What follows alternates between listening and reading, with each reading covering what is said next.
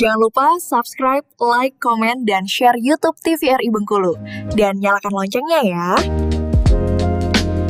Terima kasih pemirsa, masih bersama kami di Dokter Kito Besambo Kito Sehat. Kita lanjutkan perbincangan kita masih terkait dengan peduli ibu, dukung menyusui, bangun generasi.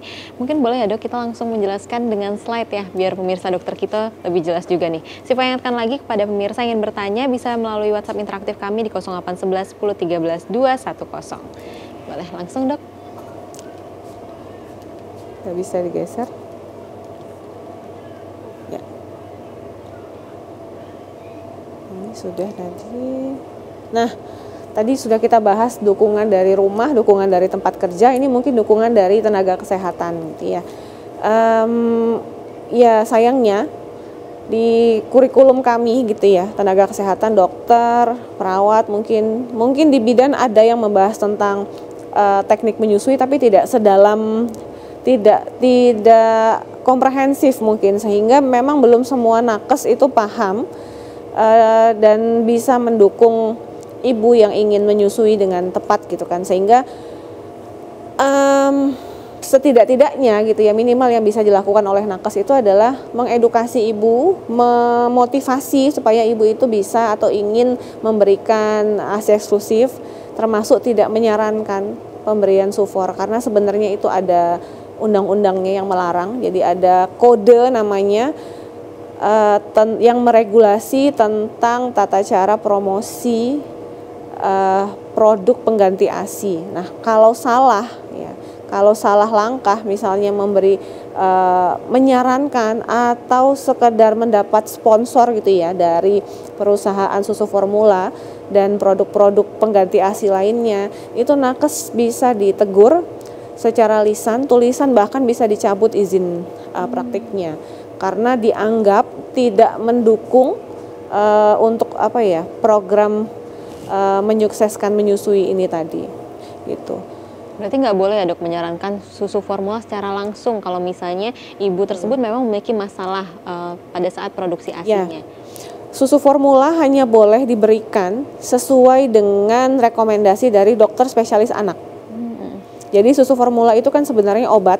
Jadi susu yang diformulasikan khusus untuk bayi-bayi yang butuh, bayi berkebutuhan khusus istilahnya begitu. Jadi kalau bayi sehat sebenarnya tidak perlu dan tidak butuh susu formula. Nah, sayangnya di Indonesia ini masih bebas sekali dijual ya. Di warung samping rumah kita ada sufor. Sedangkan kalau di negara-negara maju, pembelian sufor itu harus dengan resep dokter. Karena ya sebagaimana obat pada umumnya, itu merupakan pedang bermata dua. Kalau penggunaannya sesuai indikasi maka itu akan bermanfaat. Jika penggunaannya salah atau asal-asalan justru akan menimbulkan risiko yang lebih berbahaya gitu. Oke, kalau terkait dengan donor ASI nih dok, kan seringkali ya dok ada beberapa ibu yang mendonorkan ASI-nya untuk ibu-ibu yang mungkin tadi bermasalah pada produksi ASI-nya. Itu gimana sih dok? Di Bengkulu sebenarnya udah ada belum untuk donor ASI dan apa aja sih syaratnya dokter? Oke. Donor ASI itu artinya kan ibu lain gitu ya yang punya ASI lalu diberikan ke bayi yang bayi lain yang butuh ASI tapi bukan bayi kandungnya gitu ya. Praktik ini sebenarnya mungkin sudah cukup banyak, hanya saja belum banyak yang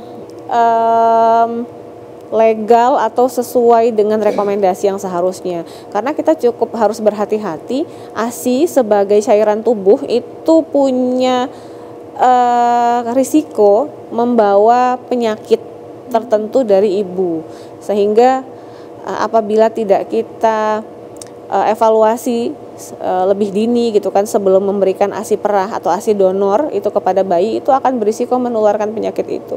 Sehingga kalau ingin menerima donor ASI, pastikan dulu bahwa calon ibu donor ini bebas dari penyakit-penyakit menular.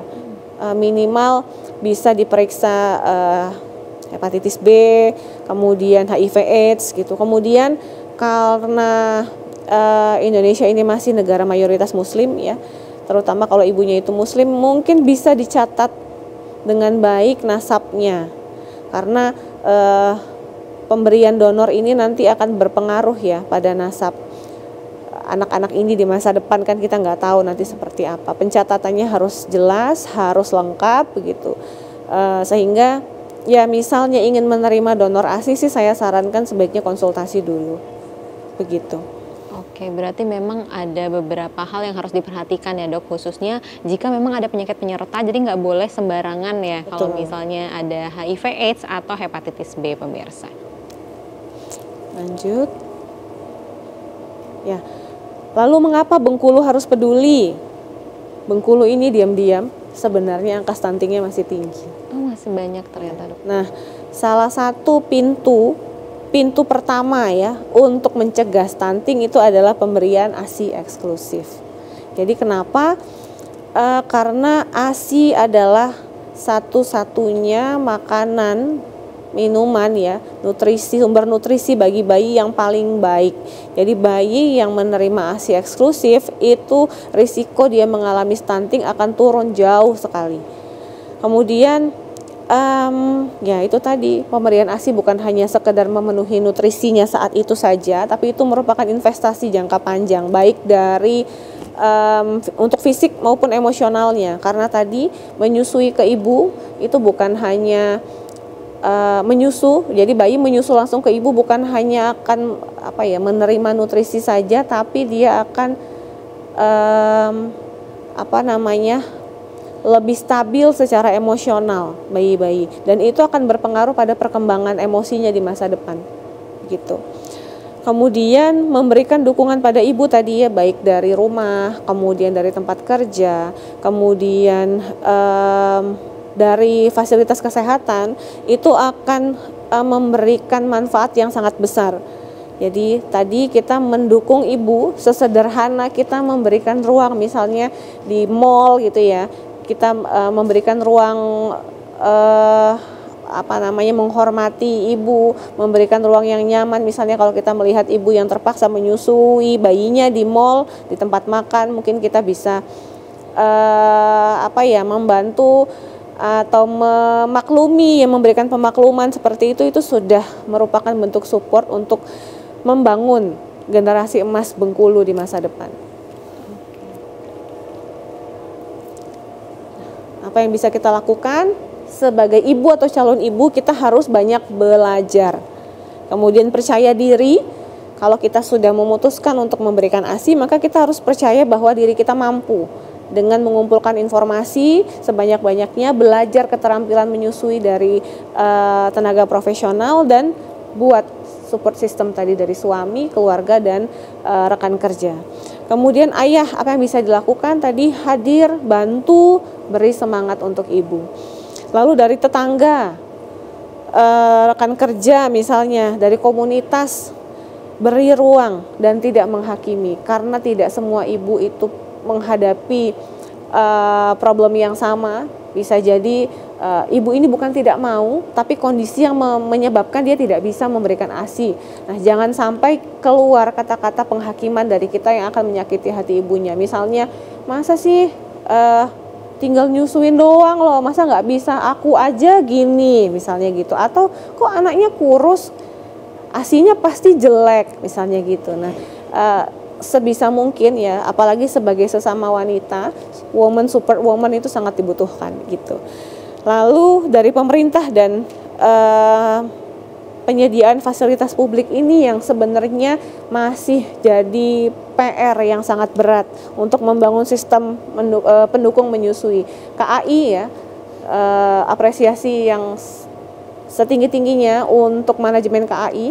Di stasiun maupun di gerbong kereta itu sudah disediakan ruang laktasi yang sangat proper bagi ibu-ibu. Itu salah satu bentuk dukungan yang luar biasa. Harapan kita bersama, semua pihak nanti bisa berbenah lebih baik untuk memberikan dukungan. Nah, oke, baik, tadi juga dokter banyaknya support ya dok ya, yang salah satunya yang ditekankan ternyata nantinya bisa berpengaruh terhadap stres psikologis juga dan mempengaruhi hormon oksitosin nantinya ya dok. Nah, mungkin kalau misalnya dari ibunya dan juga suami, apa aja sih dok yang bisa dilakukan pada saat di rumah untuk mendukung satu sama lain dalam keluarganya gitu dok. Tapi mungkin bisa dijawab setelah jeda iklan berikut ini. Tetap bersama kami pemirsa di Dokter Kito Besamo Kita Sehat.